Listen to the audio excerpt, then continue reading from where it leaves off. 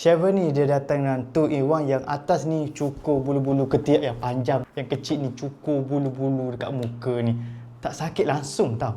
Kalau bulu-bulu anda dah tebal macam hutan tepi kanan, jangan biasakan cukur dengan ni. Kalau cukur dengan benda ni dah lah jadi gelap. Lepas tu kalau tersalah boleh luka.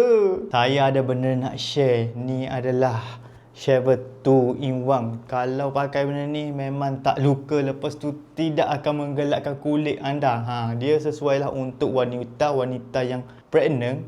Amat sesuai benda ni. Kalau cukur ni memang tak sakit. Lepas tu dia tidak gelap. Amat selamat. Yang ni waterproof. Lepas tu kalau habis bateri tak ada masalah. Ada tempat charge. Lepas tu dia cantik, dia kecil, boleh bawa pergi mana-mana. Tak ada masalah. Dia bagi juga mata untuk cukur kepala anak. Ni dia bunyi bawah ni. Ni untuk bulu-bulu yang nipis bolehlah pakai. Ni yang bunyi atas. Okey, kita cukur. Tak sakit langsung. Untuk yang ni pula saya cuba. Ni cukur dekat atas untuk bulu-bulu kecil.